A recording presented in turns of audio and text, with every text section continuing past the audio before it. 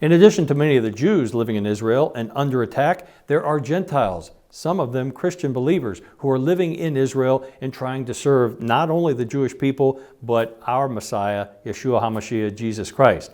Dan and Meg Price, from Kentucky, moved to Israel several years ago and have been instrumental, even during this season of calamity, to serve IDF soldiers in the northern part of Israel.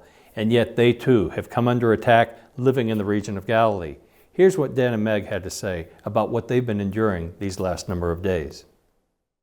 Well, Tim, we returned to relative quiet on Wednesday before it all broke loose our very early Friday morning in Israel.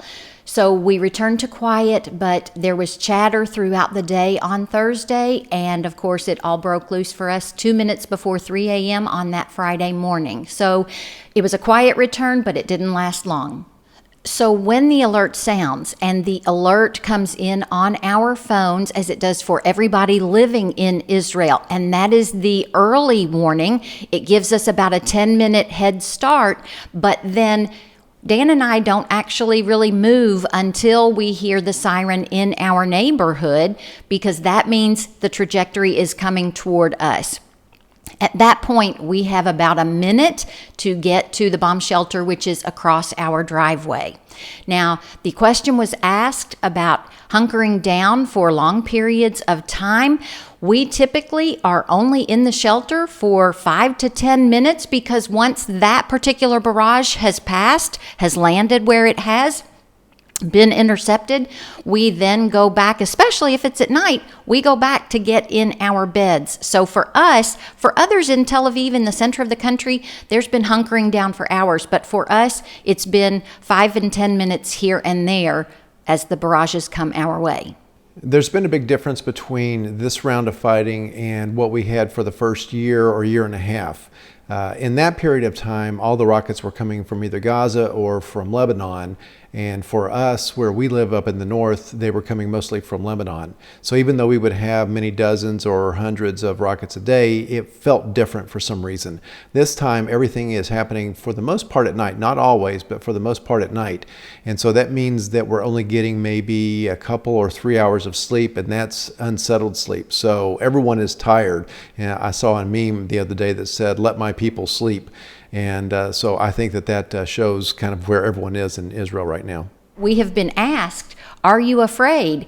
And I don't think that we're necessarily afraid, but there is an urgency. When those alerts come in, when our neighborhood siren sounds, we have to move quickly to get to the shelter. So it was such a blessing for us to be able to provide meals for the soldiers in northern Israel. We provided 140,000 meals to soldiers, but that ministry ended in March of this year.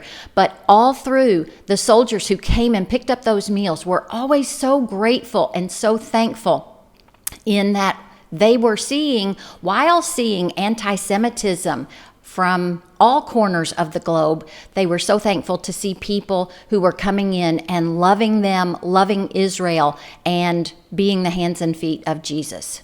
Tim, if people would like to follow us, they can go to frontrowseatministries.org. That's frontrowseatministries.org. They will sign up for our monthly newsletter and our weekly 3 and 3 videos that give people our perspective, our front row seat perspective. So what we want folks to know is how very thankful we are for the prayers for us and for our safety.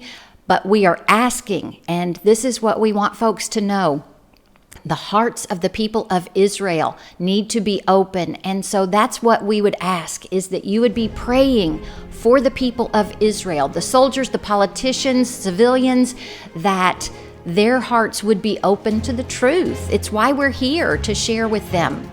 So we need your prayers.